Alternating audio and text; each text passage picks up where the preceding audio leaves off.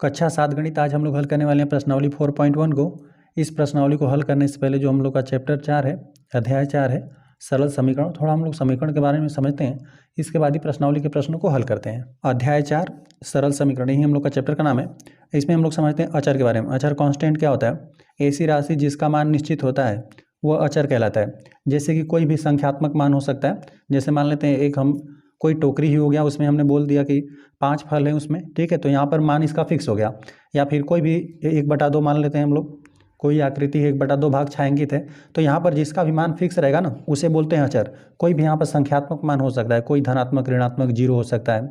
यहाँ पे ऋण 1 हम लिख दिया, कोई भी यहाँ पर संख्या हो सकता है ना। चलिए ऋण 5 ही हमने लिख दिया, 1/10 ही लिख देते हैं, 10 लिख देते हैं, यहाँ पर 10 लिख देते हैं, 100, यहाँ पर कोई भी संख्या हो सकता है। संख्यात्मक मान फिक्स हो जाएगा तो उसे बोल देंगे अचर, ठीक है। इसका वैल्यू फिक्स रहेगा, जिसका वैल्यू फिक्स उसे बोल देंगे अचर, और जिसका मान यहाँ पे फिक्स नहीं रहेगा उसे बोलते हैं चर, ठीक है, वेरिएबल। चलिए वेरिएबल के बारे में पढ़ते हैं। चर ऐसी राशि जिसका मान निश्चित नहीं होता है। यहाँ पे ऐसी राशियाँ रहेंगी जिसका मान निश्चित नहीं रहेगा, ठीक है। चर को अंग्रेजी वर्णमाला के अक्षरों से व्यक्त किया जाता है ना। चलिए यहाँ पर हम व्यक्त करके दिखाते हैं। यहाँ पे यक्स हो गया, वाई हो गया, जेड हो गया, यल यम यन हो गया, इसी प्रकार से इत्यादि हो जाएगा। यहाँ पे चर का वैल्यू फिक्स नहीं रहेगा। देखेंगे आप ना, अभी हम लोग प्रश्न आएगा तो प्रश्न को भी हल करेंगे, तो आप देखेंगे कि यक्स के एक ही मान के लिए अलग अलग प्रश्नों के लिए यक्स का मान अलग अलग आएगा, ठीक है। यक्स का मान यहाँ पे कोई भी इसमें संख्यात्मक हो सकता है, ठीक है। मान लेते हैं एक टोकरी में फलों की संख्या हम लोग पहले मानेंगे, ठीक है। प्रश्न आपको देगा ना तो इसी प्रकार से देगा, आपको मानना रहेगा, तो इसमें से आप कोई मान लेंगे, ठीक है। X Y Z L M N P कोई भी आप मान लेंगे पहले, और मानकर फिर आप जो भी प्रश्न को हल करेंगे ना तो आपको एक यक्स का वैल्यू आपको प्राप्त होगा। इसी यक्स का मान अलग अलग प्रश्नों के लिए अलग अलग इसका उत्तर आपको प्राप्त होगा, ठीक है। प्रश्न आएगा तो हम लोग करके आपको दिखाएंगे, ठीक है। चलिए हो गया चर, इसको समझ लीजिए। अचर क्या होता है? जिसका मान फिक्स रहेगा उसे अचर बोल देंगे, और जिसका मान फिक्स नहीं रहेगा उसे बोल देंगे वेरिएबल या चर, उसे कहते हैं जिसका मान फिक्स नहीं रहेगा। अब चलिए इन्हीं दोनों को मिलाकर आपको व्यंजक बनता है, ठीक है। व्यंजक किस प्रकार से बनता है? यहीं पर चर को ही ले लीजिए। चर में आप ना जोड़ घटाना गुणा भाग की संक्रिया आपने लगा दिया, ठीक है, तो इस प्रकार से आपको व्यंजक मिलेगा। जैसे यहाँ पर यक्स है, यक्स में हम लोग लिख दें यक्स प्लस 2 लिख दिया, ठीक है, हमने सिंपल यही लिख दिया यक्स प्लस 2। इसमें हमने यक्स जो एक चर था, इसमें हमने संख्या यहाँ पे अचर को एक जोड़ दिया, ठीक है। यहाँ पे चर पे ना कोई भी जोड़ घटाना गुणा भाग की संक्रिया लग गया तो हो जाता है व्यंजक, ठीक है, एक्सप्रेशन इसे बोलते हैं, ठीक है। इस प्रकार से चलिए हमने यक्स प्लस 2 लिख दिया। यहाँ पर हम जेड का प्रयोग कर सकते हैं, जेड बटा हमने 2 लिख दिया, ठीक है। ये भी क्या एक व्यंजक ही है। चाहे हमने लिख दिया यहाँ पे 7x प्लस 8 लिख दिया। आप एक चर ले लेंगे और यहाँ पे जोड़ घटाना गुणा भाग की संक्रिया इस पर लगा दीजिए, ठीक है। कोई भी वेरिएबल ले लीजिए, जोड़ घटाना गुणा भाग की संक्रिया लगा देंगे तो इस प्रकार से आपको एक व्यंजक प्राप्त होगा। तो इस प्रकार से आप कोई भी लिख सकते हैं। यहाँ पे 2l भी लिख सकते हैं, सिंपल आप 2l भी लिख दिया। यहाँ पे यल एक चर है, इसमें आपने 2 का गुणा कर दिया, ठीक है, जोड़ घटाना गुणा भाग की संक्रिया लगा देंगे तो इस प्रकार से आपको व्यंजक प्राप्त होगा। बस इसको आप याद रखेंगे कि अचर किसको बोल देंगे? अचर जिसका वैल्यू फिक्स रहेगा उसे अचर बोल देंगे, जिसका वैल्यू फिक्स नहीं रहेगा, ठीक है, ठीक है, जिसका वैल्यू फिक्स नहीं रहेगा उसे चर बोलते हैं। चर पर जोड़ घटाना गुणा भाग की संक्रिया लगाने पर आपको व्यंजक प्राप्त होता है, ठीक है। इतना हम लोगों ने समझ लिया। चलिए अब हम लोग आगे आ जाते हैं। आगे हम लोग समीकरण बनाना सीखते हैं। समीकरण आप किस प्रकार से बनाएंगे? मान लेते हैं आप हैं, आपके मित्र ने बोला किसी संख्या में मैं मन में कोई संख्या सोच रहा हूँ, उसका यदि तुम 2 गुना कर दोगे तो आप 20 प्राप्त कर लोगे, ठीक है। तो उसे आप सिंपल यक्स मान लोगे, है ना, कि मान लेते हैं कि मन में वो यक्स को यहाँ पे यक्स का वैल्यू हम लोग ज्ञात कर लेंगे। यहाँ पर कोई चर आप मान लीजिएगा, ठीक है। मान लेते हैं कि यक्स वो संख्या है, कह रहा है कि यक्स का उसमें 2 गुना कर दोगे ना, इसका 2 का गुणा कर दोगे तो यहाँ पे 20 आप प्राप्त कर लोगे। तो यहाँ पर एक आपने समीकरण बना लिया है ना। यहाँ पे 2x बराबर आपको 20 प्राप्त हो गया।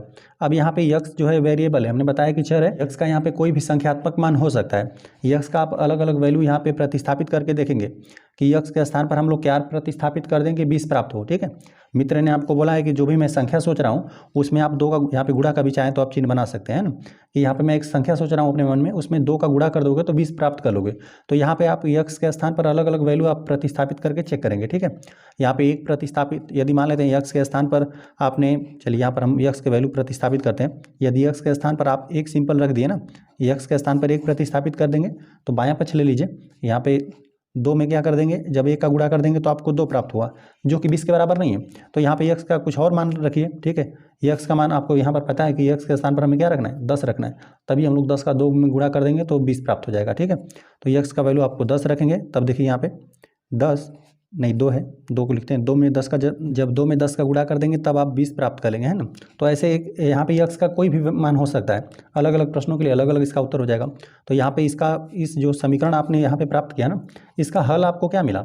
हल करने का मतलब ये हो गया कि यहाँ पर जो बाएं पक्ष, यहाँ पे देखिए जो दाहिने हाथ की तरफ है ये हो गया दायां पक्ष, और ये जो बाएं हाथ की तरफ आपका मिल रहा है ना ये हो गया बाएं पक्ष, ठीक है।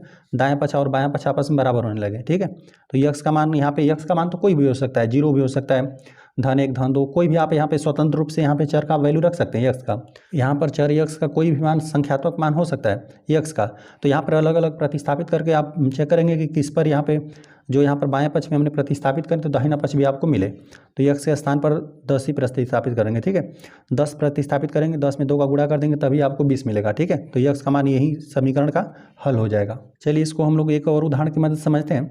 मान लेते हैं कि आपके मित्र ने बोला कि मैं अपने मन में एक संख्या सोच रहा हूँ, उसका 4 का गुणा करके यदि आप 5 जोड़ दे रहे हो, ठीक है, 4 का गुणा करके उस संख्या में 5 जोड़ दे रहे हो तो 25 मिल रहा है। तो इसके लिए आपको क्या करना पड़ेगा, मान लेते हैं कि वो संख्या यक्स हम लोग, ठीक है, प्रश्न आएगा तो हम लोग मान लेंगे, मान लेते हैं कि वो संख्या आपने यक्स, मान लेते हैं कि वो मन में यक्स संख्या को सोच रहा है और बोल रहा है कि इसका 4 का गुणा करना है, ठीक है। तो इसमें हम लोग 4 का गुणा कर देंगे, ठीक है, 4 का गुणा कर दिया हमने, और बोल रहा था कि 4 का गुणा करके आप 5 जोड़ दो। 4 का गुणा करके 5 जोड़ दोगे ना तो आपको 25 मिलेगा, है ना। तो यहाँ पर आपने एक समीकरण को बना लिया। इस समीकरण में रहेगा क्या, एक बायां पक्ष रहेगा एक दायां पक्ष रहेगा, दोनों राशि आपस में बराबर होनी चाहिए। तो यहाँ पे 4 गुणते यक्स प्लस 5 हो गया बराबर यहाँ पे 25 हो गया। अब यहाँ पे यक्स का ना, यक्स एक चर है, ठीक है, वेरिएबल है, इसका मान कोई भी संख्या हो सकता है, कोई भी संख्यात्मक मान हो सकता है। तो यहाँ पर 1 2 3 इस प्रकार से आप प्रतिस्थापित करके देखेंगे कि किस पर ये समीकरण संतुष्ट हो रहा है। समीकरण संतुष्ट होने का मतलब ये हुआ ना कि यक्स के स्थान पर हम लोग ऐसा क्या मान रख दें कि यहाँ पर जो दाहिना पक्ष है ना, दायां पक्ष है, तो यहाँ पर यक्स का हम लोग एक ऐसा मान रख दें कि यहाँ पर यह भी 25 के बराबर आ जाए, बायां पक्ष भी 25 हो जाए। तो यक्स के स्थान पर यदि आप मान लेते हैं कि आपने 0 प्रतिस्थापित किया, यक्स के स्थान पे जब आप 0 प्रतिस्थापित कर देंगे तो 4 में 0 का गुणा हो जाएगा तो यह 5 मिलेगा, ठीक है। जो 5 है 25 के बराबर नहीं होगा तो यह वाला वैल्यू आपको नहीं प्राप्त होगा, ठीक है। यक्स बराबर 0 रखने पर आपको नहीं प्राप्त होगा। चलिए यहाँ पर हम प्रतिस्थापित करके दिखाते हैं। यहाँ पे यक्स के स्थान पर यदि 2 रखें तो 2 चौका 8 हो जाएगा, 8 में फिर 5 जोड़ देंगे तो 8 5 13 होगा, तभी भी नहीं प्राप्त होगा, ठीक है। यदि आप यक्स बराबर 2 प्रतिस्थापित करके देखेंगे ना तो आपको क्या मिलेगा, 4 गुणते 2, 4 दूना 8 और प्लस इसमें 5 जोड़ना पड़ेगा, तो 4 दूना 8, 8 5 13 हो जाएगा, जो कि क्या है 25 के बराबर नहीं आपको मिला, ठीक है। तो यहाँ पर यह भी इसका इस समीकरण का हल नहीं है। चलिए कुछ और हम लोग ट्राई करते हैं। यहाँ पर हम 5 रख देते हैं, ठीक है। यदि आप 5 रख दें, 5 चौका 20, 5 25 हो जाएगा। तो यक्स के स्थान पर यहाँ पर आपको क्या प्रतिस्थापित करना पड़ेगा, 5, है ना। जब यक्स के स्थान पर आप यहाँ पे 5 प्रतिस्थापित कर देंगे तो उसी में आप 4 का गुणा कर देंगे, 4 गुना कर देंगे और उसमें 5 जोड़ देंगे तभी आपको 25 मिलेगा। देखिए 4 5 20, 20 5 25, तभी यहाँ पर दाहिने पक्ष के बराबर आप प्राप्त करेंगे, ठीक है।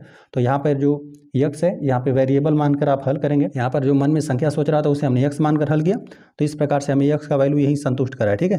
तो यहाँ पर यक्स का वैल्यू क्या हो जाएगा, 5 प्रतिस्थापित करेगा तभी यहाँ पर बायां पक्ष और दायां पक्ष आपस में बराबर मिलेगा। तो यहाँ पे ये जो समीकरण दिया हुआ है ना, इस समीकरण का हल क्या हो जाएगा, इस समीकरण का हल यहाँ पर हो जाएगा यक्स बराबर 5, ठीक है। आगे प्रश्न आएगा तो उसको हम लोग हल करेंगे। बाकी यहाँ पर हमने चर के बारे में लिख दिया है। चर वेरिएबल का अर्थ है ऐसी कोई वस्तु विचरण करे अर्थात बदल सकती हो। एक चर विभिन्न संख्यात्मक मान ले सकता है अर्थात इसका मान निश्चित या स्थिर नहीं होता है। चरों को प्रायः अंग्रेजी वर्णमाला के अक्षरों यहाँ पे X Y Z L M N P इत्यादि से व्यक्त किया जाता है। चरों से हम व्यंजकों को बनाते हैं, ठीक है। हमने व्यंजक को आपको बनाकर दिखाया। मान लेते हैं यहाँ पर कोई भी चर रहेगा, इस पर जोड़ घटाना गुणा भाग की संक्रिया आप लागू कर देंगे तो इस प्रकार से आपको व्यंजक प्राप्त होता है। तो यहाँ पर हमने पहले ही आपको बताया कि चरों का कोई भी संख्यात्मक मान फिक्स नहीं होता है। यहाँ पर देख रहे थे कि जैसे कि यहाँ पर हमने एक समीकरण माना था ना, तो यहाँ पर यक्स के हम लोगों ने कई मान प्रतिस्थापित कर दिए, 0 भी, 2 भी, 5 भी, इस प्रकार से प्रतिस्थापित करके चेक करेंगे, ठीक है। तो यहाँ पर हल तो हमें यक्स बराबर 5 मिला। और देखिए जब इस प्रश्न को हमने हल किया, यहाँ पे इस प्रश्न को हल किया तो यहाँ पे यक्स बराबर आपको 10 प्राप्त हुआ, ठीक है। तो अलग अलग प्रश्नों के लिए एक ही यक्स का अलग अलग संख्यात्मक मान आपको प्राप्त होगा। यहाँ पर इसका फिक्स नहीं होता है। अब यहाँ पे इस प्रश्न के लिए यक्स का मान 5 मिला, वहीं इस प्रश्न के लिए देख रहे थे कि यक्स का मान 10 मिल रहा था, ठीक है। तो अलग अलग प्रश्नों के लिए अलग अलग इसका वैल्यू होता है, यही होता है चर, ठीक है। चर का मान फिक्स नहीं रहता है, अलग अलग प्रश्नों के लिए उसका अलग अलग उत्तर आपको प्राप्त होता है, अलग अलग संख्यात्मक मान आपको प्राप्त होता है। और इसको मतलब लिखते किस प्रकार से, अंग्रेजी वर्णमाला के अक्षरों यहाँ पे X Y Z M L N P, इस प्रकार से आप कोई भी यहाँ पे अक्षर आप ले सकते हैं और इसी पर जोड़ घटाना गुणा भाग की संक्रिया आप लागू कर देंगे तो इस प्रकार से आपको व्यंजक प्राप्त होंगे। चलिए अब यहाँ पर समीकरण क्या है, चलिए इसको हम लोग समझते हैं। देखिए समीकरण की बात करें ना तो आप संख्याओं को तुलना करना जानते होंगे। मान लेते हैं यहाँ पर हमने 4 लिख दिया, यहाँ पर हमने 5 लिख दिया। अब आपसे हम सिंपल पूछें कि 4 बड़ा है या 5 बड़ा है, तो आप सिंपल इस प्रकार से बना देंगे, ठीक है। यहाँ पर इस प्रकार से इसे बोलते हैं कि जिधर यहाँ पे चिड़िया का मुँह ही बोल देते हैं, यहाँ पे जिस तरफ ये खुला रहता है वो संख्या बड़ी होती है। तो यहाँ पर क्या हो गया, 5 बड़ा है और 4 छोटा है। यहाँ पर आपने 2 संख्याओं का तुलना किया। अब यहाँ पर चलिए, यहाँ पर हमने 6 लिख दिया और यहाँ पर हमने 5 लिख दिया। अब तुलना करिए कौन सा संख्या बड़ा है, तो यहाँ पर यह वाली संख्या बड़ी है। इस तरफ हमने मुंह खोल दिया तो ये संख्या बड़ी हो गई, ठीक है। यहाँ पे 6 और 5 की बात करें तो यह वाली संख्या बड़ी है। जिस तरफ यहाँ पे मुंह खोलते हैं, यहाँ पे इसी प्रकार से हम बोल देते हैं कि यहाँ पे चिड़िया का मुंह इस तरफ, जिस तरफ खुला होता है वो संख्या बड़ी होती है। तो यहाँ पर ये हमने बड़ा का चिन्ह बना दिया, है ना। अब इसी प्रकार से जब दो संख्याओं का तुलना करते हैं ना, तो यहाँ पे एक छोटा हो गया, मान लेते हैं यहाँ पे दाहिनी संख्या बड़ी थी, अब यहाँ पे दाहिनी संख्या छोटी हो गई। अब एक आता है बराबर, ठीक है। चलिए हम 5 ही लिख देते हैं या 7 ही लिख देते हैं। हमने लिख दिया 7 और यहाँ पर भी लिख दिया 7। अब यहाँ पे दोनों राशियों को आप तुलना करेंगे ना, तो यहाँ पे दोनों संख्याएं क्या है, आपस में बराबर है, ठीक है। तो यहाँ पे दो राशियाँ आपस में बराबर है, तो यहीं बराबर का चिन्ह आ जाएगा। समीकरण जो भी रहेगा यहाँ पे आप ध्यान में रखेंगे कि जब यहाँ पर तो दो राशियों का तुलना हो गया, यहाँ पे दोनों आपस में बराबर है। जब समीकरण की बात करेगा तो उसमें कम से कम एक चर रहेगा। ऐसे यहाँ पे ना व्यंजक ही कोई रहेगा, ठीक है। व्यंजक रहेगा और यहाँ पे कोई किसी संख्या से उसका तुलना हुआ रहेगा, है ना। चलिए व्यंजक एक हम लोग लिख देते हैं। चलिए हमने यहाँ पे लिख दिया 2x + 5 लिख दिया, बराबर हमने चलिए यहाँ पर 60 लिख दिया। एक यहाँ पर व्यंजक हो गया, यहाँ पर 2x + 5 इतनी की सिर्फ बात करें ना, 2x + 5 की, तो ये एक व्यंजक हो गया। अब इसका किसी के साथ तुलना कर दिया गया, बराबर का चिन्ह लगा दिया गया। तो इस प्रकार से आपको समीकरण मिला। और समीकरण जो भी रहेगा उसमें आपको क्या मिलेगा, एक दायां पक्ष मिले, एक दाहिना पक्ष ये हो गया दाहिना पक्ष और ये हो गया बायां पक्ष, है ना। यहाँ पे इसे दाहिने पक्ष को राइट हैंड साइड बोलते हैं, यहाँ पे दाहिने पक्ष को राइट हैंड साइड RHS बोलते हैं, और यहीं बाएं पक्ष को left hand side left hand side ये LHS बोलते हैं। और समीकरण में ना यहाँ पे बराबर रहेंगे, दोनों पक्ष आपस में बराबर है। आप चाहें तो पहले इसको लिख सकते हैं ना, 60 बराबर यहाँ पे आप 2x + 5 इस प्रकार से लिख सकते हैं। यहाँ पे दोनों में कोई गलत नहीं है ना, बस यहाँ पे दोनों पक्ष आपस में बराबर ही है। तो यहाँ पर बस इसको हमने जो दाहिना पक्ष था अब इसे बायां पक्ष हमने कर दिया, जो यहाँ पे बायां पक्ष था इसे हमने दाहिना पक्ष कर दिया। बस यहाँ पे समीकरण जो भी रहेगा एक कोई बीजी व्यंजक रहेगा, मतलब उसमें x y z इस प्रकार से कोई चर रहेगा, है ना, और उसका यहाँ पे कोई बीजी व्यंजक हो गया और किसी के साथ तुलना रहेगा, तो इस प्रकार से आपको एक समीकरण मिलेगा, है ना। यहाँ पर ये क्या है, एक समीकरण है, कोई बीजी व्यंजक था, ये 60 के बराबर है, तो इस प्रकार से आपको ये समीकरण प्राप्त हुआ। और समीकरण जब भी लिखेंगे इस बात का ध्यान में रखेंगे आप कि कम से कम उसमें एक चर तो रहे, ठीक है। भले से चरों के, जैसे आप जब आगे क्लासों में पढ़ेंगे ना, तो यहाँ पे चर की संख्या 1 के स्थान पर 2 भी आ जाएगा, है ना। चरों की संख्या बढ़ सकता है, लेकिन कम से कम उसमें चर होना चाहिए, ठीक है। ऐसा नहीं हो कि दोनों दाएं और बायां पक्ष में सिर्फ संख्याएं हो, ऐसा नहीं करेंगे। इसमें कम से कम एक चर रहेगा, तभी इस प्रकार से आपको समीकरण बनेगा। अब हम आ जाते हैं प्रश्नावली के प्रश्नों पर। पहला प्रश्न दे दिया, निम्नलिखित सारणी के अंतिम स्तंभ को पूरा कीजिए। तो यहाँ पर एक सारणी बनाया गया है, अंतिम स्तंभ यही है, इसी को आपको पूरा करना है। यहाँ पे दे दिया क्रम संख्या दिया गया, यहाँ पे समीकरण लिखा गया, यहाँ पे चर का मान दिया गया है ना। ये मतलब यहाँ पे पहले प्रश्न में आपको पूछा है ना कि यहाँ पे x + 3 = 0, इस प्रकार से यहाँ पे एक समीकरण लिखा हुआ है और यहाँ पे चर का मान कह रहा है कि x बराबर यदि 3 रख दोगे ना, तो यहाँ पे बाएं पक्ष में यदि x के स्थान पर आप 3 रखोगे तो आपको दाहिना पक्ष मिल जाएगा, 0 मिल जाएगा। तो यहाँ पर देखिए, बताइए कि समीकरण संतुष्ट होती है या नहीं। अच्छा, संतुष्ट कब होगा, जब यहाँ पर हम लोग x का वैल्यू यहाँ पर प्रतिस्थापित करेंगे ना। x का मान बोल रहा है यहाँ पे 3 प्रतिस्थापित करने को, यहाँ पर जब हम लोग 3 प्रतिस्थापित कर देंगे तो दाहिने पक्ष के बराबर आना चाहिए। जब दाएं पक्ष के बराबर आ जाएगा तो हम लोग बोल देंगे कि समीकरण संतुष्ट कर रहा है। यदि यहाँ पे दाहिने पक्ष के बराबर नहीं आया, मतलब x के स्थान पर यहाँ पर हम लोगों ने 3 प्रतिस्थापित किया और यहाँ पे 0 नहीं आया, ठीक है, तो 0 नहीं मिलेगा तो हम लोग बोल देंगे कि यहाँ पे समीकरण संतुष्ट नहीं हो रहा है, ठीक है। चलिए यहाँ पर पहले प्रश्न को हम नोट करते हैं, यहाँ पर आपको हल करके हम दिखाते हैं आपको। जैसे पहले प्रश्न में आपको समीकरण ही दे दिया गया है, x + 3 बराबर आपको 0 दे दिया गया है, तो यहाँ पर आपको बायां पक्ष लेफ्ट हैंड साइड आपको नोट कर लेना है। लेफ्ट हैंड साइड हमने नोट कर लिया, तो यहाँ पे x + 3 है ना, यही है, बायां पक्ष यही है। अब यहाँ पे x के स्थान पर बोल रहा है कितना, 3 प्रतिस्थापित करने को, x बराबर 3 प्रतिस्थापित करने के लिए बोला है, तो x के स्थान पर यहाँ प्रतिस्थापित करिए 3, तो यहाँ पे 3 में 3 जोड़ देंगे तो आपको 3 3 6 प्राप्त हो जाएगा, ठीक है। अच्छा, यहाँ पर बायां पक्ष लेफ्ट हैंड साइड को आपने हल किया ना, यहाँ पे x बराबर 3 रख के हल करने के लिए बोल रहा था, तो यहाँ पे हल किया तो आपको 6 मिला, जो कि आपको दाहिने पक्ष के बराबर नहीं मिला, ठीक है। जो कि यहाँ पे जो 6 है वो देख रहे हैं कि दाहिने पक्ष के बराबर आपको नहीं प्राप्त हुआ। मतलब यहाँ पे जो समीकरण दे दिया गया था x + 3 = 0 के लिए, x का मान यहाँ पे 3 दे दिया गया था ना, ये समीकरण को संतुष्ट नहीं कर रहा है, ठीक है, हल नहीं कर रहा है। अच्छा, हल करता तो क्या होता, जो यहाँ पर हल किया हम लोगों ने बाएं पक्ष को ना, तो यहाँ पे दाहिने पक्ष के बराबर आना चाहिए था, दोनों बराबर आता, लेकिन x बराबर 3 को प्रतिस्थापित करने पर इस समीकरण के बाएं पक्ष में दाहिने पक्ष के बराबर आया ही नहीं, है ना। तो यहाँ पर ये संतुष्ट नहीं कर रहा है, यहाँ पे नहीं भर देंगे, ठीक है। बाकी इसको कॉपी पर नोट करके करेंगे, यहाँ पर फिलहाल में हम लिख देते हैं, बाकी इसको हम लोग कॉपी पर नोट कर लेंगे। चलिए यहाँ पर इसको हम लोग यहाँ पे, अब तो आप इसी प्रकार से बता देंगे। अब देखिए यहाँ पर दिया हुआ ना, सेकंड में x + 3 = 0 है, तो कह रहा है x के स्थान पर 0 रख दो, तो यहाँ पे x के स्थान पर यदि 0 रख दोगे तो आपको 3 मिल जाएगा, ठीक है। x के स्थान पर 0 आप प्रतिस्थापित करोगे, तो यहाँ पर हम लोग लिख कर भी आपको दिखा देते हैं। जैसे यक्स प्लस 3 में ही रखने के लिए बोल रहा है ना, यक्स प्लस 3 में यक्स के स्थान पर क्या बोल रहा है, प्रतिस्थापित करने के लिए 0। तो यहाँ पे 0 + 3 हो जाएगा, तो यहाँ पे 0 में 3 जोड़ दोगे तभी आपको 3 ही मिलेगा। तो क्या ये दाहिने पक्ष के बराबर आपको मिला, क्या ये 0 के बराबर मिला, तो यहाँ पर भी नहीं मिला। तो यहाँ पर जो इस समीकरण के लिए x बराबर 0 मान दिया था ना, कि x के स्थान पर यदि आप 0 रखोगे तो दाहिने पक्ष के बराबर आ जाएगा, लेकिन हमने रख के प्रतिस्थापित करके देखा तो यहाँ पे बराबर नहीं आ रहा था। ठीक, तो यहाँ पे जो दिया गया समीकरण के लिए यहाँ पे x का वैल्यू था, यहाँ पे समीकरण को संतुष्ट नहीं कर रहा है, तो यहाँ पर आप सिंपल यहाँ पर भी आपको नहीं ही भरना है, इस पर भी नहीं ही भरा जाएगा। चलिए यहाँ पर देखिए x के स्थान पर बोल रहा है कि ऋण 3 भरना है ना, थर्ड वाले प्रश्न में यहाँ पर ऋण 3 भर देंगे और यहाँ पे धन 3 घटकर आपस में 0 हो जाएगा, जो कि दाहिने पक्ष के बराबर यहाँ पे आपको प्राप्त होगा। चलिए यहाँ पर हल करके हम दिखा देते हैं आपको। जैसे दिया हुआ है बाएं पक्ष दिया हुआ है x + 3 दिया हुआ है, अब यहाँ पे प्रतिस्थापित करने के लिए x के स्थान पर ऋण 3 दे दिया गया है, तो यहाँ पे यदि ऋण 3 प्रतिस्थापित कर देंगे और धन 3 विपरीत चिन्ह है और वैल्यू समान है, तो घटकर आपस में क्या हो जाएगा, ये 0 हो जाएगा, जो कि आप देख रहे हैं कि दाहिने पक्ष के बराबर आ जाएगा। ठीक है, यहाँ पर जो समीकरण दे दिया गया था x का वैल्यू ऋण 3 प्रतिस्थापित किया हमने, बाएं पक्ष को नोट करके x के स्थान पर ऋण 3 प्रतिस्थापित कर दिया और हल कर दिया तो 0 प्राप्त हुआ। ठीक है, जो बाएं पक्ष आपको हल करने पर मिला वही दाहिना पक्ष है, तो यहाँ पर मिला, तो यहाँ पर जो यहाँ पे समीकरण के लिए x + 3 = 0 के लिए x बराबर ऋण 3 वैल्यू दे दिया गया था, तो यहाँ पे इस समीकरण को संतुष्ट कर रहा है, तो यहाँ पर हाँ भर देंगे।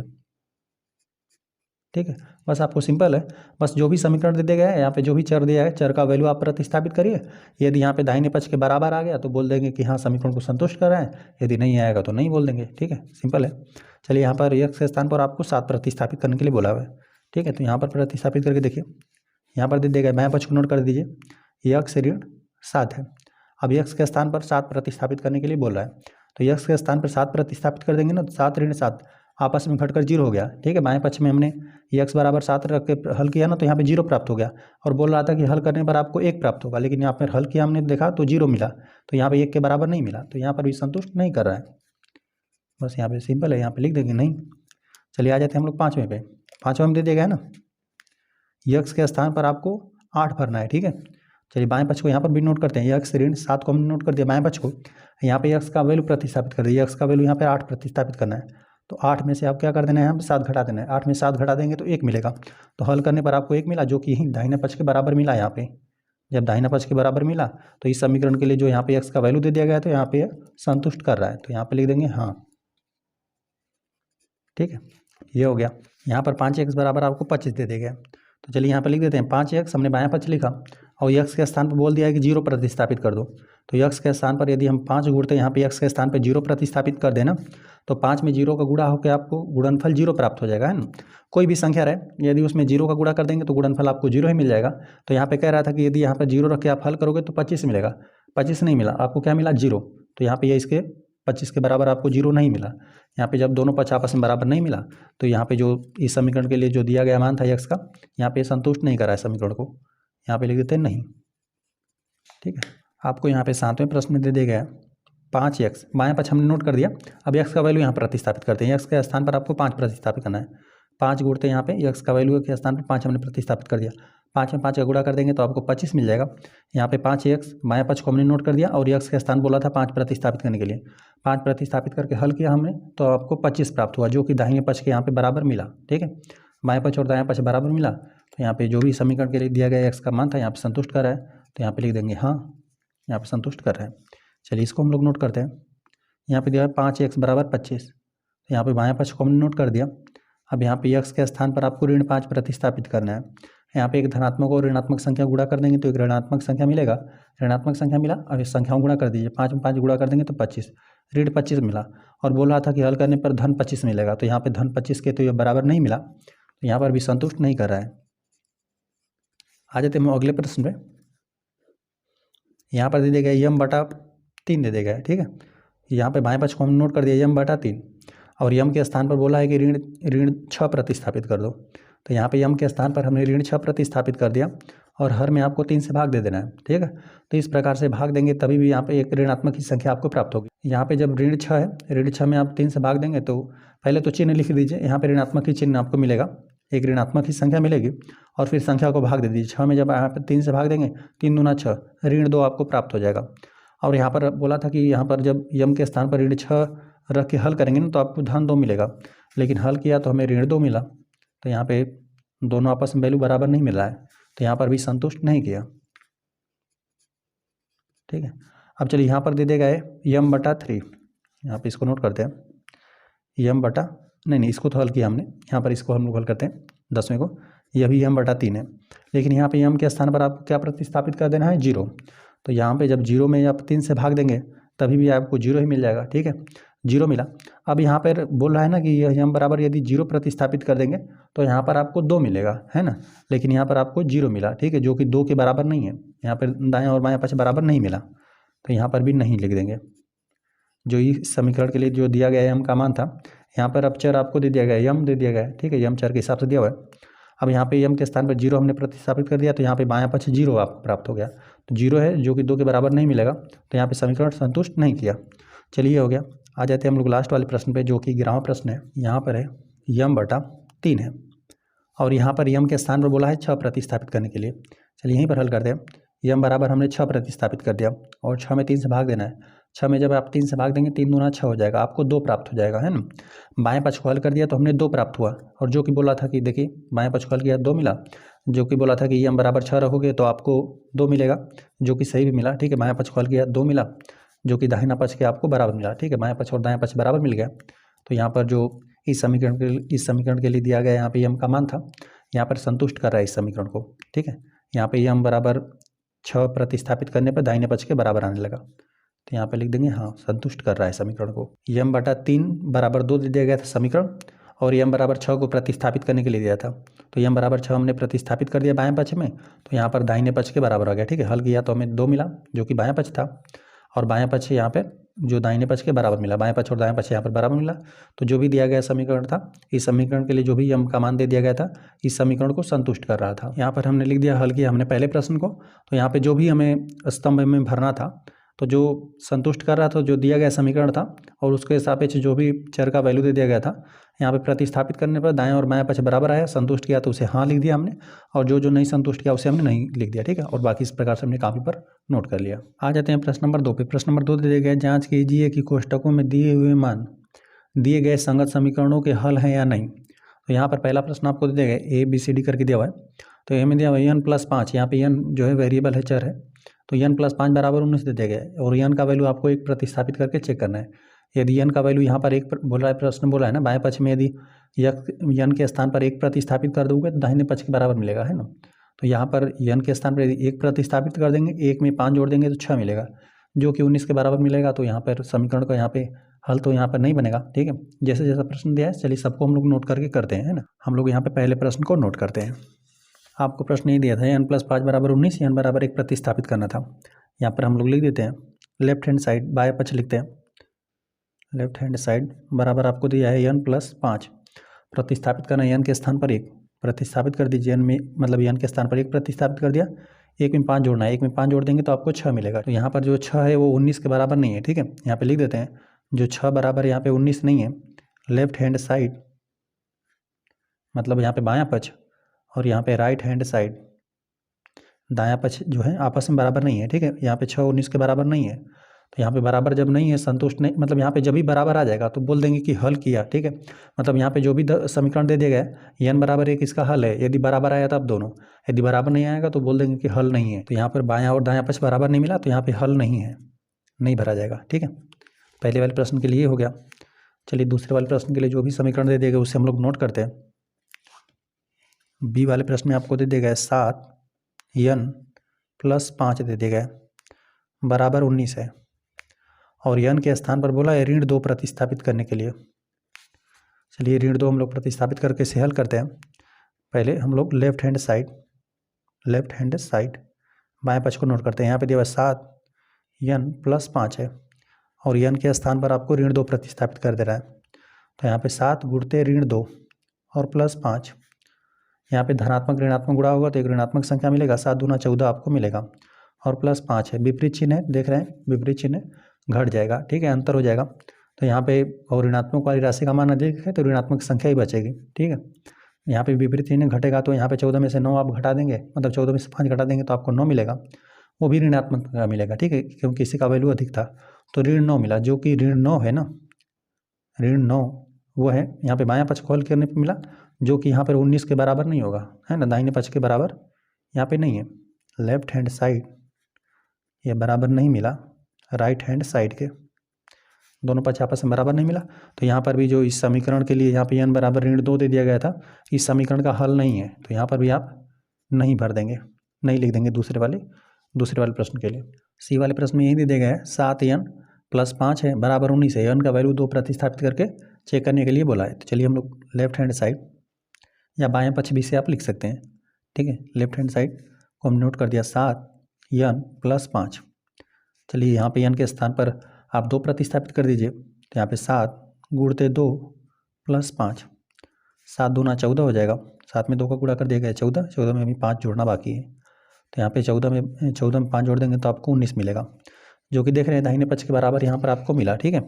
यहाँ पर 19 बराबर यहाँ पे 19 हो जाएगा, है ना। जो लेफ्ट हैंड साइड है वह राइट हैंड साइड के यहाँ पर बराबर है। तो यहाँ पे इस समीकरण के लिए जो दिया गया n का वैल्यू था ना, इस समीकरण के लिए जो चर का दिया गया वैल्यू था, यहाँ पर इसको संतुष्ट कर दिया। संतुष्ट कर दिया तो मतलब यहाँ पे समीकरण का हल है। हल कब होगा? जब यहाँ पे जो भी समीकरण दिया गया रहेगा, यहाँ पे चर का वैल्यू यदि हम प्रतिस्थापित कर दें चर के स्थान पर, तो बाएं पक्ष और दाएं पक्ष बराबर आने चाहिए। तो यहाँ पर बाएं पक्ष और दाएं पक्ष बराबर मिला, तो यहाँ पर जो दिया गया समीकरण था n बराबर 2 उसका हल है। तो यहाँ पर हाँ आपको लिखना है, ठीक है। हल है या नहीं, तो यहाँ पर है, तो यहाँ पर हम लोग हाँ लिख देते हैं, ठीक है। डी वाले प्रश्न में यही दे दिया गया समीकरण 4p ऋण 3 बराबर 13 है और p का वैल्यू आपको 1 प्रतिस्थापित करना है। तो चलिए यहाँ पर लेफ्ट हैंड साइड को हम लोग नोट करते हैं। यहाँ पे 4p ऋण 3 है, 4 हो गया, p के स्थान पर आपको 1 प्रतिस्थापित कर देना है। तो 4 गुणते 1 हो जाएगा ऋण 3, 4 में 1 का गुणा कर देंगे 4 ही मिलेगा, ऋण 3, 4 में से आप 3 घटा देंगे तो आपको 1 मिलेगा, ठीक है। अब यहाँ पे 1 जो है यहाँ पे 13 के बराबर नहीं है ना। जो लेफ्ट हैंड साइड है वह राइट हैंड साइड के बराबर यहाँ पे नहीं मिला, है ना। यहाँ पे देख रहे थे कि बोल रहा था कि यहाँ पे p बराबर यदि 1 प्रतिस्थापित कर देंगे तो यहाँ पर आपको 13 मिलेगा, लेकिन 13 नहीं मिला, आपको 1 मिला। यहाँ पे लिखना रहेगा तो लिख दीजिए कि 1 जो है यहाँ पे 13 के बराबर नहीं है, ठीक है। तो यहाँ पे जो दिया गया समीकरण था और जो दिए गए समीकरण के संगत जो भी वैल्यू दिया गया था p बराबर 1, इस समीकरण को संतुष्ट नहीं किया, हल नहीं किया, तो यहाँ पे हल नहीं है, भरा जाएगा।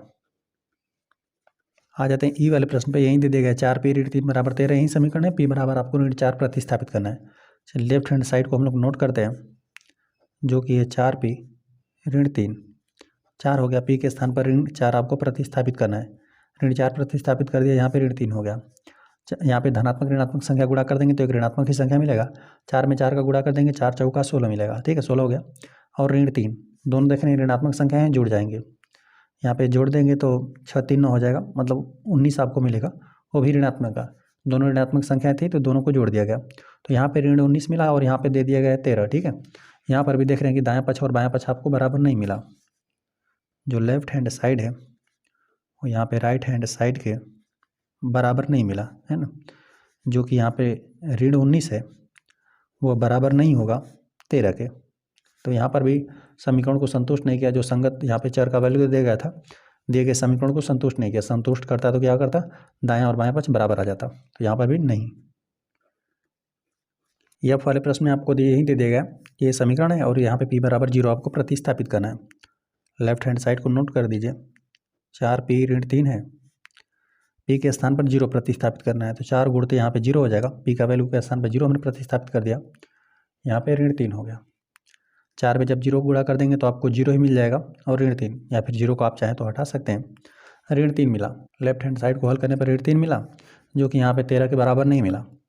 लिख देते हैं left hand side right hand side के यहाँ पे बराबर नहीं मिला। यहाँ पे ऋण 3 मिला तो यहाँ पे 13 था, जो कि यहाँ पर एक बार लिख भी देते हैं।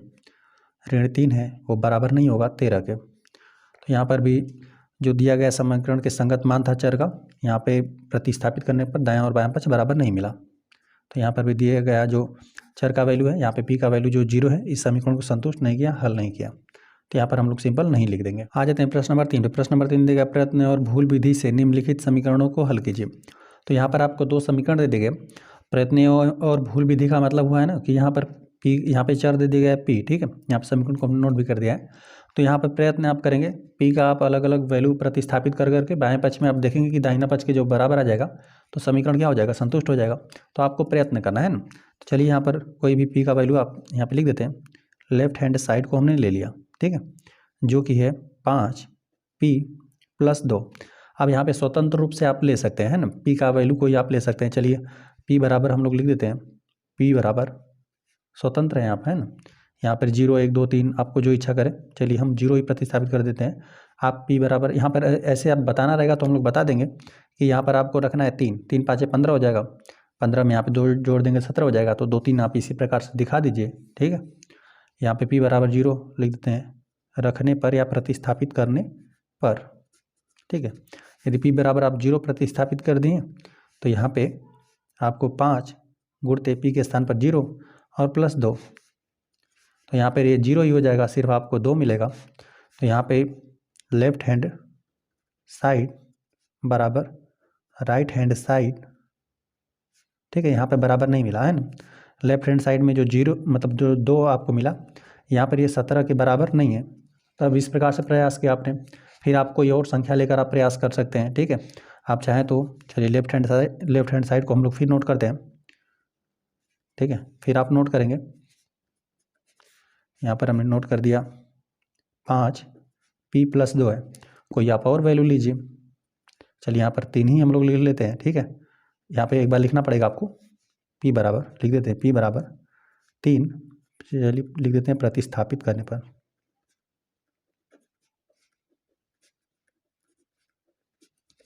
ठीक है, यहाँ पे 3 प्रतिस्थापित कर दीजिए, 5 गुणते 3 हो जाएगा और +2, 5 3 आपको 15 मिलेगा, 15 प्लस यहाँ पे 2, 15 में 2 जोड़ देंगे तो आपको 17 मिल जाएगा। ठीक है, जो कि आपको यहाँ पे दाहिने पक्ष के बराबर मिल जाएगा। तब यहाँ पे हो जाएगा लेफ्ट हैंड साइड बराबर यहाँ पे हो जाएगा राइट हैंड साइड।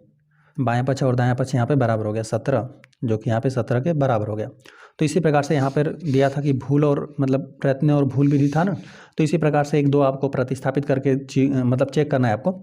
एक बार 0 प्रतिस्थापित कर देंगे, एक बार 2 प्रतिस्थापित करेंगे, एक बार 3 प्रतिस्थापित करेंगे, तो यहाँ पर देखेंगे कब यहाँ पर p का मान हम लोग अलग अलग प्रतिस्थापित आप करेंगे। यहाँ पर लिख भी देते हैं आप, यहाँ पर जैसे p का वैल्यू आप कभी 0 प्रतिस्थापित कर दिए, कभी 1 प्रतिस्थापित कर दिए, 2 3, इसी प्रकार से आप देखेंगे। और यहाँ पे 1 को प्रतिस्थापित करके हल करके आप देखेंगे तो आपको पता चलेगा कि यहाँ पे कोई धनात्मक वैल्यू मिलेगा पी का या फिर ऋणात्मक वैल्यू मिलेगा। ठीक है, इसी प्रकार से आपको रखकर चेक करना है। तो 1 2 मान आप इस प्रकार से रखकर चेक करेंगे और फिर इस प्रकार से एक हम आप रखकर जब पी का वैल्यू आप 3 रखकर प्रतिस्थापित करके हल करेंगे तब आपको दाहिने पक्ष के बराबर मिल जाएगा। तो यही जो दिया गया समीकरण है, इस समीकरण का हल की बात करें तो हल आपको क्या मिला, पी बराबर आपको 3 मिला। ठीक है, यदि यहाँ पर p के स्थान पर 3 प्रतिस्थापित कर देंगे तो यहाँ पे दाहिने पक्ष के बराबर आपको मिल जाएगा। तो इस बात को यहाँ पर आप लिख दीजिए, लिख देते हैं समीकरण जो दिया गया है आपको 5p + 5p + 2 बराबर 17 का हल p बराबर, p का वैल्यू आपको 3 मिला, 3 है। यदि p के स्थान पर आप 3 प्रतिस्थापित कर देंगे इस समीकरण में बाएं पक्ष में तो आपको दाहिना पक्ष मिल जाएगा। तो यहाँ पर जो चर है p है, यहाँ पर यह चर ही है, इसका कई मान हो सकता है, मतलब p के स्थान पर हम लोग कोई भी धनात्मक ऋणात्मक संख्या प्रतिस्थापित करके देख सकते हैं ना।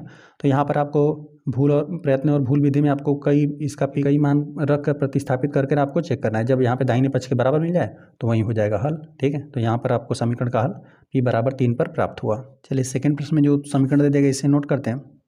3 यम ऋण 14 बराबर आपको 4 दे देगा। तो इसमें भी लेफ्ट हैंड साइड को लीजिए और कई वैल्यू प्रतिस्थापित करके आप चेक करेंगे। ठीक है, यम का मान लिख देते हैं, लेफ्ट हैंड साइड बराबर 3 यम ऋण यहाँ पे 14 है। चलिए यम का कोई वैल्यू प्रतिस्थापित कर दीजिए, 1 2 3 4 इसी प्रकार से लीजिए।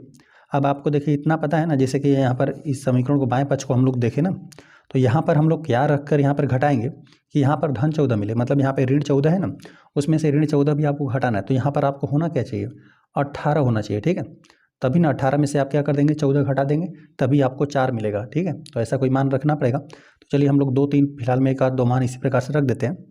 यम बराबर चलिए 3 ही रख देते हैं, 3 यम बराबर 3 प्रतिस्थापित करने पर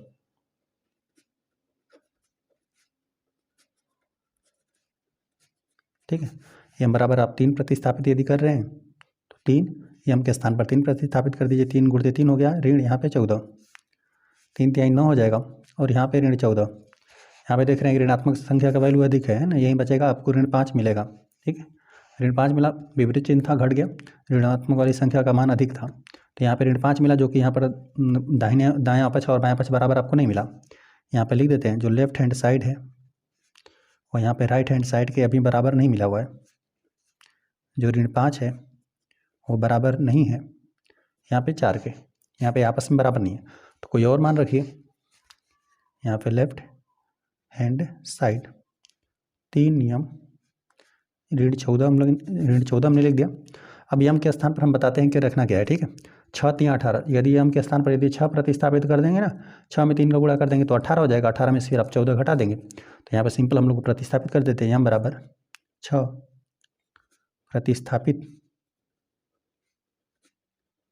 प्रतिस्थापित रहेगा करने पर, यम के स्थान पर 6 प्रतिस्थापित करिए तो यहाँ पर हो जाएगा 3, और यम के स्थान पर लिखिए 6, 3 गुणते 6 ऋण 14, यहाँ पे 6 3 18 हो जाएगा। 18 में से आपको 14 घटा देना है, 18 में से 14 आप घटा देंगे तो आपको 4 मिलेगा। यही आपका दाहिना पक्ष है, ठीक है। यही दायां पक्ष आपको तभी मिलेगा। तब यहाँ पे लेफ्ट हैंड साइड बराबर राइट हैंड साइड हो जाएगा। 4 है, वो 4 के बराबर आपको मिलेगा। तो यहाँ पर जो समीकरण दे दिया गया था, समीकरण 3 यम ऋण 14 बराबर 4 का हल आपको मिला, यही यम बराबर 6, यम बराबर 6 है। प्रश्न नंबर 4 दे दिया गया, निम्नलिखित कथनों के लिए समीकरण दीजिए। तो यहाँ पे समीकरण बनाना है आपको। समीकरण बनाने के प्रैक्टिस करवाने के लिए यहाँ पर दे दिया गया प्रश्न। यहाँ पर दिया है ना कि संख्याओं यक्स और 4 का योग 9 है। तो यहाँ पर आपको जैसे प्रश्न बोलेगा एकदम वैसे ही आपको करना है। यहाँ पर संख्या बोला है ना, मतलब प्रश्न बोल रहा है कि संख्याओं, यहाँ पे यक्स और 4 का योग, यहाँ पे सिंपल आपको क्या कर देना है, यक्स यहाँ पर बनाकर आपको दिखाते हैं। यक्स और 4 का मतलब यक्स और 4 का योग कितना है, योगफल करेंगे तो कितना मिलेगा आपको 9। तो यहाँ पे बराबर 9 है, तो यहाँ पे इस प्रकार से आपको समीकरण मिला, ठीक है। तो इसी प्रकार से जैसे जैसे कथन दिया हुआ वैसे आपको समीकरण बनाना है। तो पहले प्रश्न में क्या है, संख्याओं यक्स और 4 का योग, यक्स और 4 का जब योग कर देंगे, योग के लिए धनात्मक चिन्ह लगाएंगे, करने पर आपको कितना 9 प्राप्त हो रहा है। तो यहाँ पर पहला आपको समीकरण मिल गया। यहाँ पे समीकरण इसी प्रकार से बनेगा, यक्स और 4 का योग बराबर आपको 9 मिला, ठीक है। फर्स्ट प्रश्न हल हो गया। सेकंड पे आ जाते हैं हम लोग। देखिए आपको सेकंड में दे दिया गया है ना, y में से दो घटाने पर 8 प्राप्त हुआ। तो y देखिए इसी प्रकार से हो जाएगा। बोला है प्रश्न कि y में से 2 घटाने पर y में से 2 घटा दिया गया तो कितना प्राप्त हुआ आपको, 8 प्राप्त हो रहा है। तो बस सिंपल इसी प्रकार से आपको करना है, y ऋण 2 बराबर आपको 8, y में से 2 घटाने पर 8 प्राप्त हुआ। चलिए हो गया। आ जाते हैं हम लोग थर्ड वाले प्रश्न पे। थर्ड वाले प्रश्न में आपको दे दिया गया ना, a का 10 गुना 70 है, मतलब a का गुणा कर देना। जैसे इस प्रकार से आप कर देंगे, a का मतलब होता है गुणा 10 बराबर यहाँ पे 70 कर देना है आपको, है ना। तो यहाँ पर 1 गुणते 10 लिख दीजिए या 10 गुणते लिख दीजिए। इसको आप इस प्रकार से भी लिख सकते हैं, 10a बराबर आप 70 लिख सकते हैं। दोनों का गुणा ही है, यहाँ पे a और 10 का गुणा ही है, ठीक है। कितना है, 70 है, मतलब 10a बराबर 70 लिखना है आपको। यहाँ पे लिख देते हैं 10a बराबर यहाँ पे 70, a का 10 गुना 70 आपको प्राप्त हुआ। चलिए हो गया। दिया हुआ है ना कि संख्या b को 5 से भाग देने पर आपको 6 प्राप्त हुआ, ठीक है। संख्या b को 5 से भाग देने पर, यहाँ पे लिख देते हैं चौथे के लिए, संख्या जो b है इसी को 5 से भाग देने पर, भाग के लिए इस प्रकार से बना दीजिए। यहाँ पे संख्या b को 5 से भाग देने पर भागफल आपको क्या प्राप्त हो रहा है, देने पर 6 प्राप्त हो रहा है। तो इस प्रकार से लिख दीजिए, b भागे 5 बराबर यहाँ पे 6। चलिए पाँचवें पर आ जाते हैं हम लोग।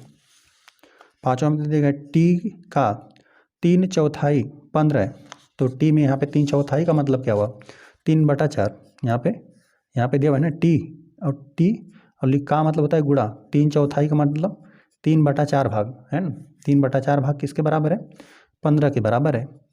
तो यहाँ पे 3/4 को आप चाहें तो पहले भी लिख सकते हैं, ठीक है, बाद में 4 लिख दीजिए। तो यहाँ पे लिख देंगे 3/4 और t लिख देंगे और बराबर यहाँ पे 15 लिख देंगे। लिख देते हैं इसको। यहाँ पे t का 3/4 दिया गया था तो 3/4 हो जाएगा, t का 3/4 15 है। ये हो गया। आ जाते हैं छठा पे, यम का 7 गुना और 7 का योगफल दिया हुआ यम का 7 गुना, तो अच्छा यम का 7 गुना मतलब इसमें 7 का गुणा कर दीजिए, यम में 7 यम हो गया, यम का 7 गुना हमने कर दिया, और 7 का योगफल 77 है, और इतना और इतना 7, इसका आपको योगफल कर देना है। का योगफल करने पर आपको कितना प्राप्त हो रहा है? 77। ठीक है, यही आपको प्रश्न दिया है, यम का 7 गुना, यम का 7 गुना और 7 का योगफल, और 7 का योगफल हमने कर दिया, आपको 77 देता है, मतलब 77 आपको प्राप्त हो रहा है। तो यम का 7 गुना और 7 का योगफल आपको 77, तो यही आपको समीकरण मिलेगा। इसको भी हम लोग नोट कर देते हैं छठे वाले प्रश्न में। 7 यम प्लस 7 बराबर यहाँ पे 77 हो गया। चलिए ये हो गया। यहाँ पे जो है ना, एक संख्या यक्स की चौथाई, मतलब इसमें 4 से भाग देना है, और ऋण 4 आपको 4 देता है। ठीक है, चलिए इसको हम लोग समझते हैं। यहाँ पे दिया है प्रश्न में ना कि यहाँ पे दिया है संख्या यक्स का चौथाई, मतलब उसमें 4 से भाग दे देना है। यहाँ पे यक्स लिख दिया और का चौथाई मतलब 1/4, और यहाँ पे ऋण 4 आपको 4 देता है, मतलब बराबर फिर आपको 4 देता है। ठीक है, तो यक्स में 1/4 गुणा कर दीजिए, तो यहाँ पे x/4 भी आप इसे लिख सकते हैं, या 1/4 पहले करके लिख दीजिए, इन दोनों गुणा ही है, x/4 और ऋण 4 बराबर आपको 4 लिख देना है ना। यक्स का चौथाई हो गया, उसमें से ऋण 4 कर दिया गया, तब आपको क्या मिला? 4 प्राप्त हुआ। ठीक है, इसी प्रकार से प्रश्न दिया हुआ है। तो यहाँ पर हुआ x/4 ऋण 4 बराबर आपको 4 प्राप्त हुआ। यह हो गया। 8वें प्रश्न में आपको दे दिया गया, यदि आप y के 6 गुने में से 6 घटा दे तो आपको 60 प्राप्त होता है। यहाँ पे दिया y के 6 गुना मतलब यहाँ पे y लिख दीजिए, इसका 6 का गुणा कर दीजिए, इसमें y का 6 गुना हो गया।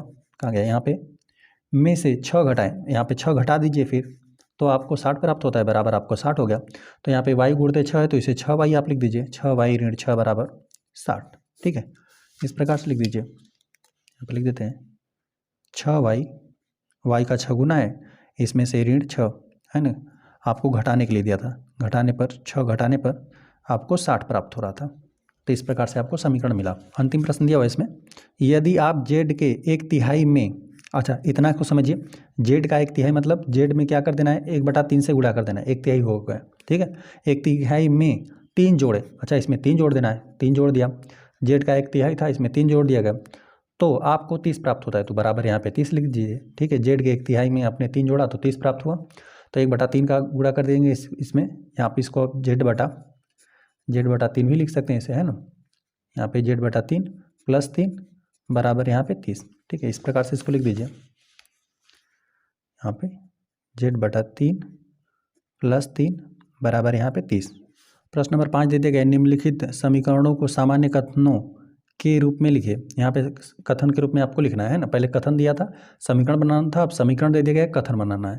तो यहाँ पे देखिए फर्स्ट में दे दिया गया p + 4 बराबर यहाँ पे 15, तो इसे हम लोग लिख देंगे, किस प्रकार से इसको लिखेंगे आप? p और 4 का योगफल 15 है, इस प्रकार से लिख देंगे।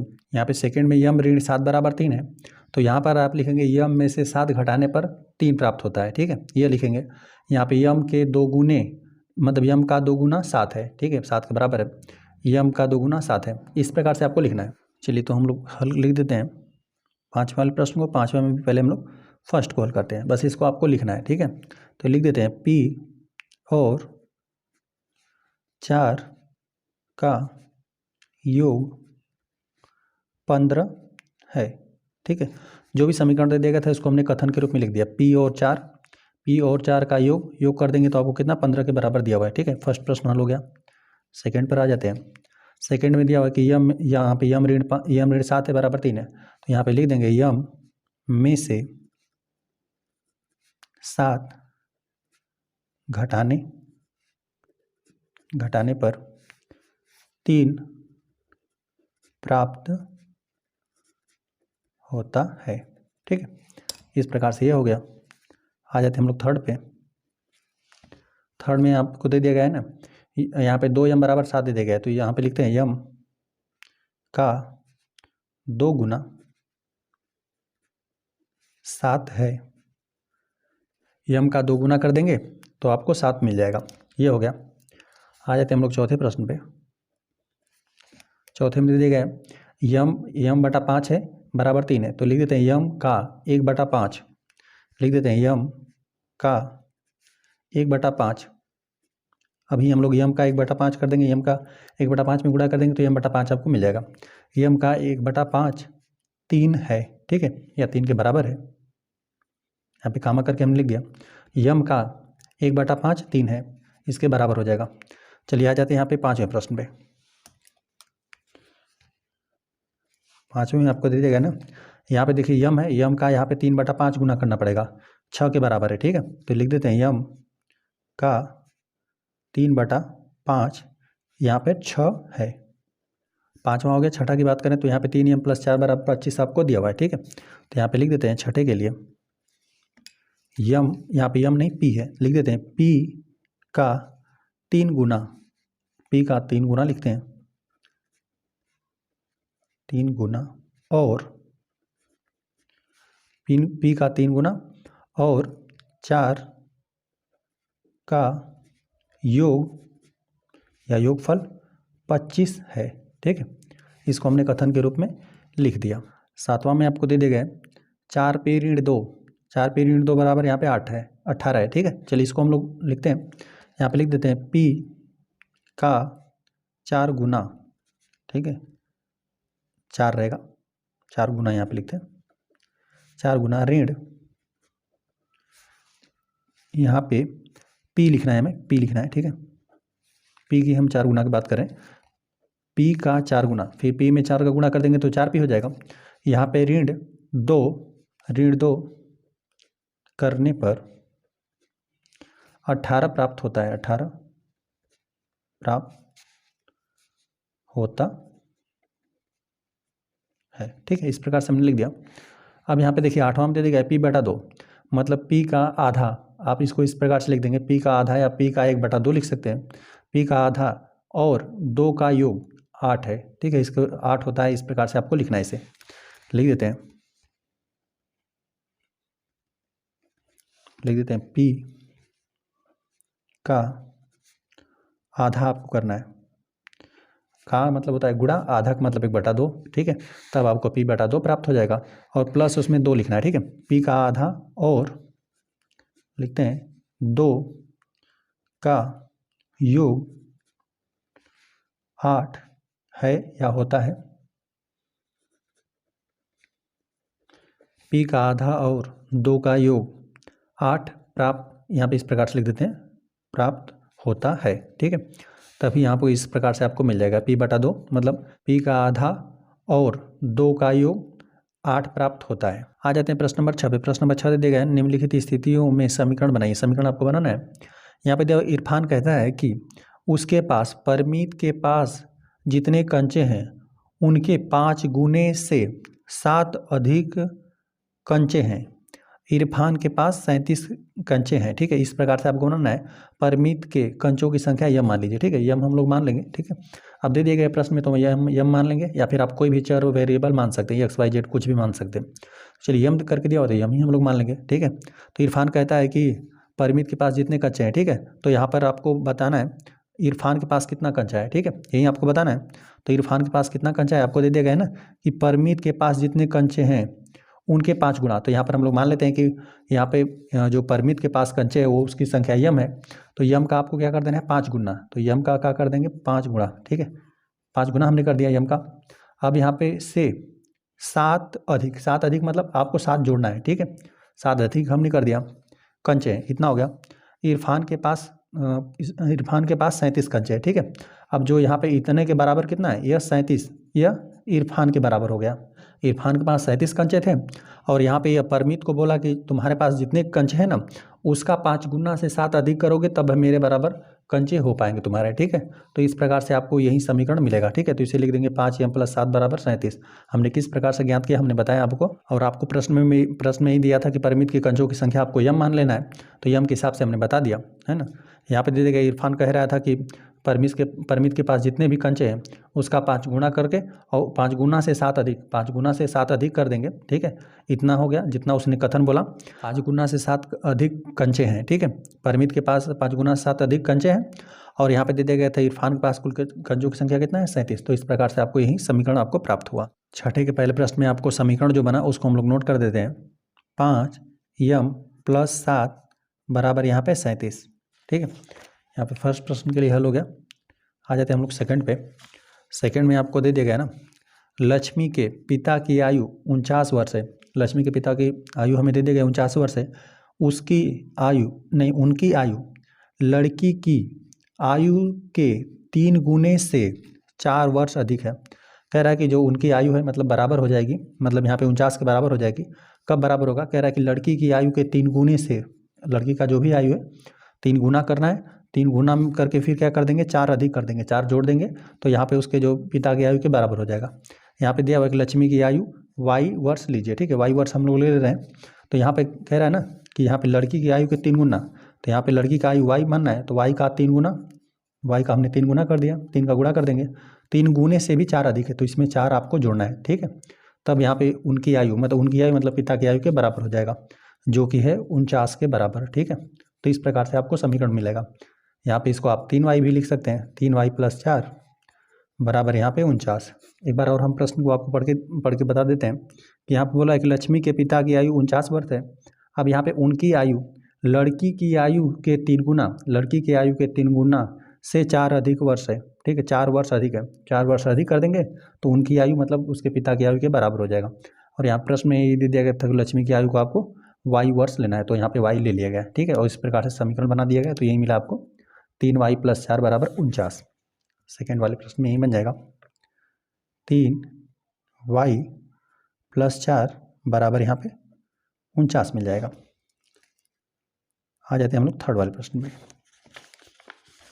थर्ड वाले प्रश्न में आपको दे देंगे, अध्यापिका बताती हैं कि उनकी कक्षा में एक विद्यार्थी द्वारा प्राप्त किए गए अधिकतम अंक प्राप्त किए गए न्यूनतम अंक का 2 गुना धन 7 है। प्राप्त किए गए अधिकतम अंक यहाँ पे 87 है, ठीक है। यहाँ पे 87 के बराबर वह अंक हो जाएगा, कब होगा? जो न्यूनतम अंक है, न्यूनतम आपको बता दिया है कि न्यूनतम अंक के लिए आपको अंकों को यल से दिखाना है, ठीक है। न्यूनतम अंक जो पाया है यहाँ पे ये अधिकतम अंक के बराबर हो जाएगा। अच्छा, बराबर कब होगा? इसके लिए आपको कंडीशन दिया था कि अध्यापिका बताती है कि उनकी कक्षा में एक विद्यार्थी द्वारा प्राप्त किए गए अधिकतम अंक प्राप्त किए गए न्यूनतम अंक का, यहाँ पे क्या करना है? 2 गुना में धन 7 कर देना है, ठीक है। और अधिकतम अंक आपको इतना दे देगा, ठीक है। तो यहाँ पे न्यूनतम अंक से स्टार्ट कर दीजिए। न्यूनतम अंक आपको यल ले लेना है, तो यहाँ पे यहाँ पे दिया कि न्यूनतम अंक का 2 गुना, तो न्यूनतम अंक का क्या कर दीजिए? 2 गुना कर दीजिए, ठीक है। तो 2 का गुणा कर देंगे यल के साथ, ठीक है। यहाँ पे न्यूनतम अंक यही है, यल दे दिया गया मानने के लिए, का 2 गुना हमने कर दिया और फिर धन 7 कर देना है, ठीक है। इसमें 7 आपको जोड़ देना है, तब यहाँ पर आपको क्या हो जाएगा? ये जो न्यूनतम अंक में आपने 2 का गुणा करके और 7 जोड़ दिया, धन 7 कर दिया ना, तो यह अधिकतम अंक के बराबर हो गया। तो अधिकतम अंक आपको दिया गया था कि प्राप्त किए गए अधिकतम अंक कितना है? 87 है। तो मतलब ये 87 के बराबर हो जा रहा है। तो इस प्रकार से आपको एक समीकरण प्राप्त हुआ। प्रश्न में यही दे दिया गया था कि अध्यापिका बता रही थी कि उनकी कक्षा में एक विद्यार्थी द्वारा प्राप्त किया गया अधिकतम अंक न्यूनतम अंक का 2 गुना धन 7 है। और तो यहाँ पे हमने न्यूनतम अंक का 2 गुना धन 7 कर दिया और यहाँ पे अधिकतम अंक आपको दे दिया गया था 87, तो यहाँ पे 87 के बराबर हो गया। यहाँ पर हमने 87 के बराबर कर दिया, न्यूनतम अंक का 2 गुना करके धन 7 कर दिया गया और यहाँ पे अधिकतम अंक के बराबर हो गया, जो कि आपको दे दिया गया था 87। तो इस प्रकार से आपको समीकरण प्राप्त हुआ, ठीक है। अब इसको आप नोट कर दीजिए। यहाँ पर यह है 2l धन 7 बराबर ये 87 है, ठीक है। इस प्रकार से आपको समीकरण मिला। आ जाते हैं हम लोग चौथे प्रश्न में। चौथा प्रश्न दे देंगे, एक समद्विबाहु त्रिभुज। समद्विबाहु त्रिभुज क्या होता है? जिसमें 2 भुजाएं बराबर होती हैं। त्रिभुज में शीर्ष कोण प्रत्येक आधार कोण का 2 गुना है। प्रत्येक आधार कोण का 2 गुना है। मान लीजिए प्रत्येक आधार कोण 20 डिग्री है। याद रखिए कि त्रिभुज के तीनों कोणों का योग 180 डिग्री होता है। त्रिभुज के तीनों अंतःकोणों का योगफल, अंतःकोणों की बात होता है, अंतःकोणों का योगफल 180 अंश होता है त्रिभुज के। चलिए, तो यहाँ पर दे दिया गया ना, शीर्ष कोण प्रत्येक आधार का 2 गुना है, ठीक है। यहाँ पे यदि हम इस प्रकार से यदि त्रिभुज बना दें ना, इस प्रकार से हमने त्रिभुज बना दिया और चलिए इन 2 भुजाएं हम बराबर ले लेते हैं, ठीक है। ये 2 भुजा बराबर हो गया, तो इनके सम्मुख जो भी कोण रहते हैं वो भी बराबर होते हैं। यहाँ पे यह वाला कोण और यह वाला कोण आपको बराबर दे दिया गया है, ठीक है। आधार कोण बराबर दे दिए गए। यहाँ पे एक समद्विबाहु त्रिभुज है और यहाँ पे आधार कोण आपको दे दिया गया है ना कि b माना है। प्रत्येक आधार कोण कितना है? 20 डिग्री है, ठीक है। तो यहाँ पे यह भी 20 डिग्री है, यहाँ पर यह भी 20 डिग्री है। और यहाँ पर आपको पहले दे दिया गया था ना, एक समद्विबाहु त्रिभुज के जो शीर्ष का यहाँ पर वाला जो कोण है, शीर्ष मतलब यहाँ पे त्रिभुज इस प्रकार से मैंने बनाकर आपको दिखाया, जो यहाँ पर ऊपर कोण बन रहा है, शीर्ष कोण प्रत्येक आधार कोण का दोगुना है, चाहे आप इससे लें तभी भी दोगुना है, इससे लें तभी भी ये दोगुना है, तो बी का दोगुना कर देंगे। बी का दोगुना मतलब 2 गुणते बी, ठीक है, या फिर इसे आप 2b भी लिख सकते हैं। तो यहाँ वाला जो कोण है वो 2b कोण है, ठीक है। यहाँ पर हमने एक समद्विबाहु त्रिभुज बनाया और आधार पर देखिए यहाँ पर दिया, मान लीजिए कि प्रत्येक आधार कोण b डिग्री है। यहाँ पर आधार इस प्रकार से खींचे हुए हैं ना, तो यहाँ पर प्रत्येक को b डिग्री हमने बना दिया, p डिग्री, ठीक है। यहाँ पर आधार को हमने b डिग्री बना दिया। अब यहाँ पर आपको पहले प्रश्न दे दिया गया शीर्ष कोण प्रत्येक आधार कोण का दोगुना है, तो यहाँ पे आधार कोण पर चाहे इसको लीजिए चाहे इसको लीजिए, इसका इस b का दोगुना करेंगे तभी भी 2b मिलेगा और इस b का दोगुना करेंगे तभी भी 2b मिलेगा, ठीक है। दोनों सेम ही है, दोनों b ही है, ठीक है, दोनों आधार कोण b है। चलिए ये हम याद रखिए कि त्रिभुज के तीनों कोणों का योग 180 होता है। बस यहाँ पे तीनों का अंतर कोणों को आपको जोड़ देना है। यहाँ पे जोड़ देंगे तो b डिग्री धन यहाँ पे b डिग्री धन यहाँ पे 2b डिग्री, ठीक है। इनका योगफल आपको कितना मिलेगा, 180 अंश, है ना। हमने यहाँ पर प्रश्न में आपको बताया, आपको आकृति बनाकर भी दिखाया कि यहाँ पे इस प्रकार से एक त्रिभुज है, त्रिभुज दे दिया गया था समद्विबाहु त्रिभुज है, और बोला था कि आधार का यहाँ पे जो शीर्ष कोण बन रहा है ये 2 गुना है। यहाँ पे प्रत्येक आधार कोण आपको दे दिया गया था b डिग्री, तो यहाँ पर b डिग्री हमने लिख दिया। आधार कोण दोनों b डिग्री है, इसका 2 गुना कर देंगे तो आपको शीर्ष कोण पता चल जाएगा। शीर्ष कोण हो जाएगा इसका 2 गुना, तो 2 यहाँ पे 2b डिग्री आपको प्राप्त हो जाएगा, ठीक है। इसका भी 2 गुना करेंगे तभी भी 2b मिलेगा और यहाँ पर भी इसका भी 2 गुना करेंगे तभी भी 2b मिलेगा। त्रिभुज के तीनों अंतों कोणों का योगफल 180 अंश होता है, तो इन सबको जोड़ दिया गया। यहाँ पर b और यहाँ पर 2b, इसको सबको जोड़कर 180 अंश कर दिया गया। अब यहाँ पे b के हिसाब से जोड़ना चाहते हैं तो यहाँ पर एक b यहाँ पर है, एक b यहाँ पर, जोड़ देंगे 2b हो जाएगा और 2b यहाँ पर भी है, ठीक है। यहाँ पे एक या 2 और 2 यहाँ पे 4, आपको 4b मिलेगा। 4b बराबर यहाँ पे 180 अंश हो जाएगा, ठीक है। यहाँ पे b डिग्री पहले दे दिया गया तो सिर्फ यहाँ पे b को रख देंगे, ठीक है। b है और प्लस b है क्योंकि आधार के दोनों कोणों को जोड़ दिया गया और यहाँ पे जो शीर्ष का कोण था इसे जोड़ दिया गया। तीनों कोणों को जोड़ने के बाद कितना, 180 अंश। तो यहाँ पर b 2b और 2b यहाँ पे 4b हो गया, 4b बराबर 180 अंश। बस इसको आप यहाँ पे नोट कर दीजिए। यहाँ पर आपको प्राप्त हुआ 4b बराबर 180 अंश। तो इस प्रश्नावली में कुल 6 ही प्रश्न थे, 6 प्रश्न हल हो गए। वीडियो पसंद आए तो वीडियो को लाइक कर दीजिए। यदि चैनल पर नए हैं तो कृपया चैनल को सब्सक्राइब कर दीजिए।